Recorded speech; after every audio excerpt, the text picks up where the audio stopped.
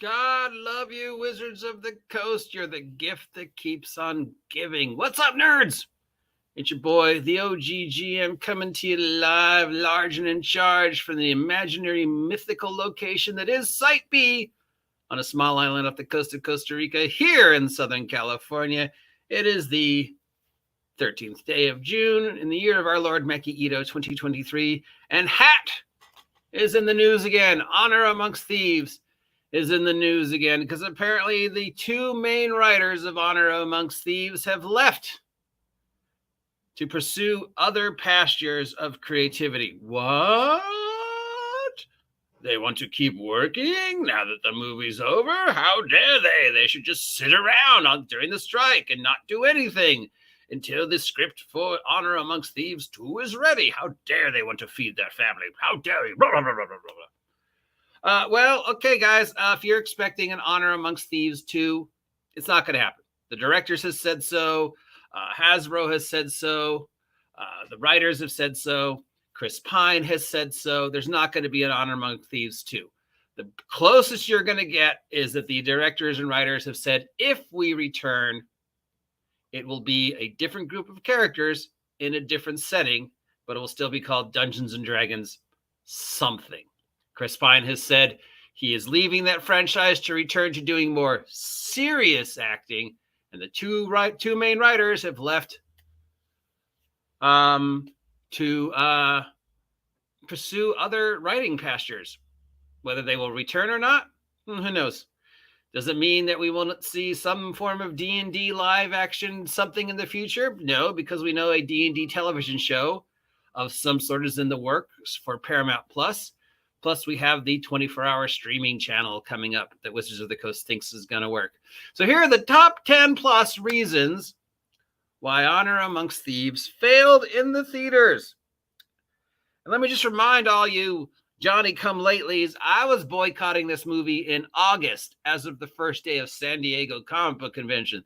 The rest of you are like, I'm going to boycott this movie in January.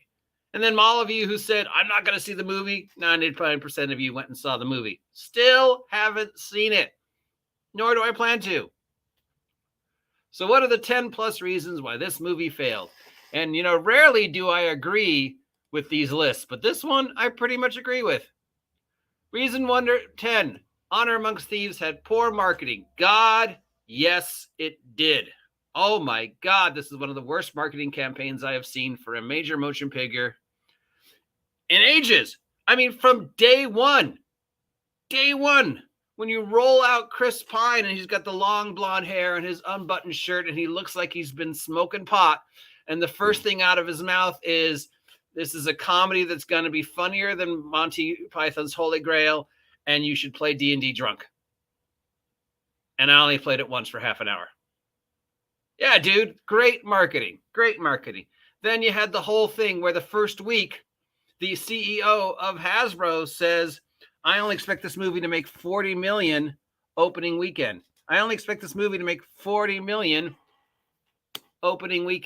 And then you had the whole thing where the directors and the writers are going, yeah, we went out of our way to emasculate our male characters and make our male character look like a loser. You don't tell your audience that. You don't tell people that you went out of your way to make them look like that. You show it in the movie. And then you had the same guys come out the next day and say, oh, no, we were kidding. Too late. The damage was done. You never should have said it in the first place, whether you were joking or not. You don't tell us that the character is meant to look like a loser. You just show us through the movie at the beginning, he's a loser, and he progresses to become, a reasonable individual that we want to root for. Star-Lord. We didn't know fuck about Star-Lord. The very first opening scene with Star-Lord is him dancing and singing. And that tells us everything we know about him in the first few minutes. This guy's a loser, but he's funny. And he's, and then he grows, blah. And then you say, oh, no, we were joking. Too late. The damage was done, dude. You should never have said it. And then, you push the movie back a month, and then you push the movie back to April 1st. April 1st? What the hell were you thinking putting it out on April 1st? Horrible marketing. 2, Honor Amongst Thieves looked like a typical MCU movie. Absolutely. Absolutely. No way, shape, and form did it look like an epic fantasy adventure. It just looked like something we'd already seen. It was a cookie cutter Marvel movie. It was Guardians of the Galaxy with dragons. Honor Amongst Thieves spoiled its best moments. Absolutely. I mean, that's not unusual because all trailers spoil the best moments. But not only did your trailers spoil the best moments, you had on a weekly basis the creators coming out and tell you where the Easter eggs are. All the D&D fans will love this movie because of all the D&D Easter eggs. Here's one now. You don't tell us where the Easter eggs are. You don't point out the guy hiding behind the screen. We need to see it on our own, okay? So if we're clever, and we'll recognize it, and if we're not clever, we don't feel dumb, okay? Because we're still enjoying it. I could go see Guardians of the Galaxy and recognize all the Marvel Easter eggs and be like, cool. My brother, who isn't a Marvel fan, could go see Guardians of the Galaxy and watch and just go, that was a fun space movie with a talking tree. And then he'll ask me questions and I'll be like, oh yeah, that was a reference to, blank, or that was a reference to blank, or that's a character from blank if he really cares. And if he doesn't care, I don't bring it up. The Easter eggs are there for people who notice it. But if you point out each and every Easter egg in the trailers and then post articles telling people basically, we think you're stupid, so we're going to tell you where the Easter eggs are. Again, horrible advertising. You need surprises. And if you ruin every big budget scene with the trailer, Marvel did it brilliant. They showed us one thing in the trailer, and then we went and saw the movie, a completely different thing. Completely different. That scene's never in the movie. The scene where all the Avengers are running and you see Hulk in the background towards Thanos. Dear God, my ants are everywhere today. That scene doesn't exist in the movie. They lied to us. That's what you should have done. D&D fans were boycotting Hasbro and Wizards of the Coast. Yes, the OGL Manic Panic of 2023 January did not help. Thousands of people said, I'm not going to watch this movie. I don't want to give Hasbro and Wizards of the Coast any money. Yes, they what were they thinking? Did they not think that stupid comment would affect the movie? Oh my God, January did so much damage to them. They're still recovering from it. You opened it alongside Super Mario Brothers and John Wick 4. Again, what were you thinking? What were you thinking to push it back twice and then schedule it for April 1st? Not a 3-day weekend. You just had John Wick in the theaters and you had Mario coming out. What were you thinking? You guys know what days movies are going to be released. The trades go out of the way to show you guys tentative release dates for the movie so you can schedule your release. And you went out of your way to schedule the release of Honor Amongst Thieves sandwiched in between John Wick 4 and Mario Brothers. What? What were you thinking? It wasn't a mistake. You planned it. You went out of your way to change the release date of the movie to put it in between John Wick 4 and Mario Brothers. And then you're like, oh, we lost some money. Number 5, Honor Amongst Thieves had a weak central story. Yep, that's true. The story was all over the place. And in order to keep the story focused, halfway through, you introduce the DM NPC of the Paladin to get everybody back in line. Number 4, the villain wasn't compelling enough. Probably. I mean, I never saw it, so I can't say. But I have a feeling, yeah, her motivation and their motivation probably was, from what I heard, big beam in the sky thing. The niche was too niche. The adaptation was too niche. See that one I don't agree, because you guys spent the whole entire year, these same guys who are posting this article are saying, the nicheness is what the selling point is. It's going to do so well because it's, both for the D&D geeks, and D&D is so popular now and whatever. So yeah, of course it was niche. So is Guardians of the Galaxy. Fantasy movies have lost steam at the box office. I guess so. Honor Amongst Thieves had an unbalanced tone. I'm not sure what that even means, except maybe they just couldn't find a good,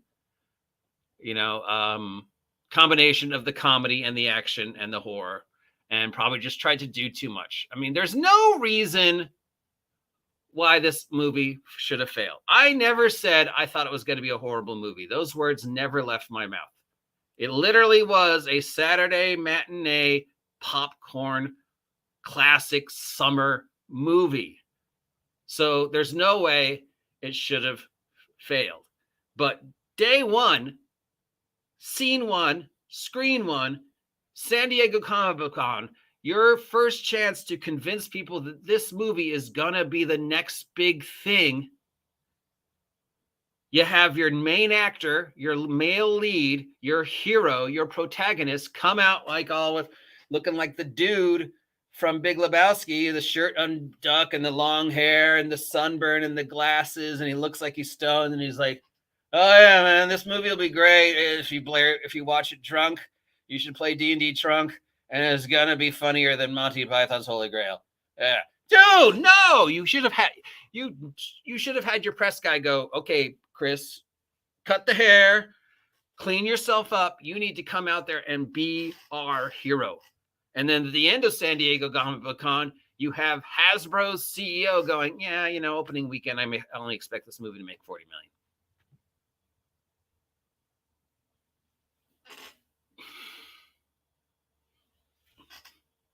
Then you have a year-long advertising campaign between August and April, after pushing the movie back twice, where your advertising came is basically going out of your way to tell people, one, our characters are horrible. All our male characters are not heroes. They're incompetent boobs.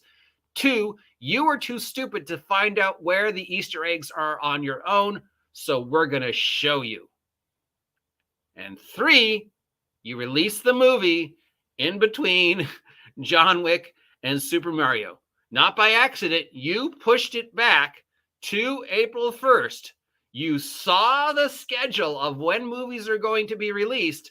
You tossed out that free ticket thing on Amazon, but you hid it. Let's not forget the fact that you hid the free ticket thing on Amazon, and you didn't tell anybody it was on Amazon. And if you wanted to try and find the ticket, you had to dig your way through multiple layers to find where it was on Amazon. It was not on the first page in big lighting. No, you had to dig through four screens to find the ticket for Amazon.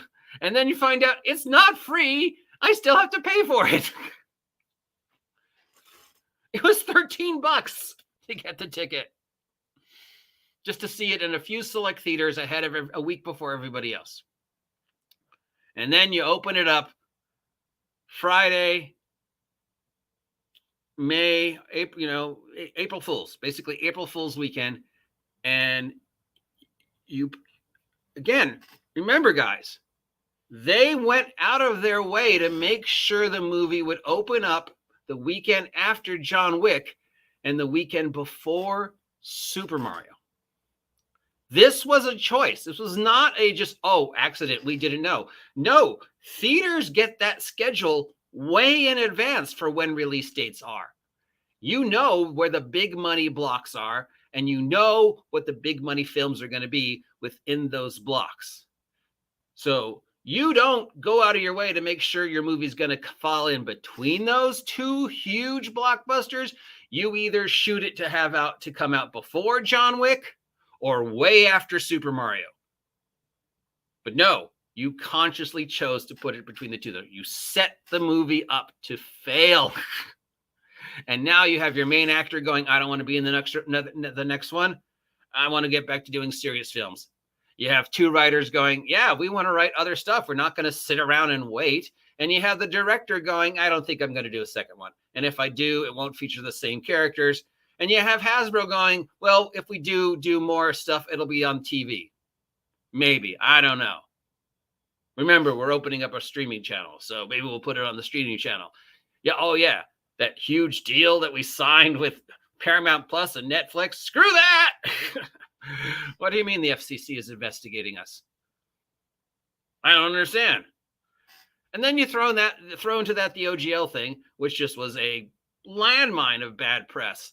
But there was bad press before and after the OGL. The OGL was just the icing on the already cake of we're doomed. This movie, which should not fail, failed because Hasbro went out of its way to make it fail. You consciously made every choice that you made from opening day San Diego Comic Book Con to opening day in the theaters. Those were all conscious choices. You allowed Chris Pine to come out looking like an idiot. You allowed the directors to say all that stupid stuff about the characters, and you allowed the directors and the creators to insinuate that we, the audience, are idiots and therefore have to have the Easter eggs pointed out to us in each and every trailer and each and every artifact. And then you consciously chose to put it in between John Wick and Super Mario. I feel no sympathy for you. I feel nothing bad. Okay, I do not feel like, oh man, that movie failed. It's like, no, you set it up to fail. And I know people are like, well, no, why would somebody go out of their way to set up something to fail? That's stupid. Except, I mean, if you just take all my personal opinions about this aside and just look at the facts. Look at the facts, guys. Is Hasbro actively just setting D&D up to fail? Because one, free press, and two, it'll be easier to sell the title off in June 2027. I don't know. I mean, maybe I'm an idiot. Maybe I don't know what I'm talking about, but it sure looks to me as a screenwriter, as somebody who worked in the industry for 16 years, that you set the D&D movie up to fail. And you can ignore every other choice and say, nah, coincidence. But you cannot ignore the fact that they purposely placed the movie in between John Wick 4 and Super Mario. They knew what dates those movies would be in the theaters and what theaters they would be in. That list is made available weeks in advance. I'm the OG GM sitting here making fun of Honor Amongst Thieves. If you agree with my content, let me know. If you don't think I know what I'm talking about, let me know. If you never want to hear me talk about Honor Amongst Thieves ever again, let me know. Till then, drive careful. It's raining. I'll talk to you later. Get off my land.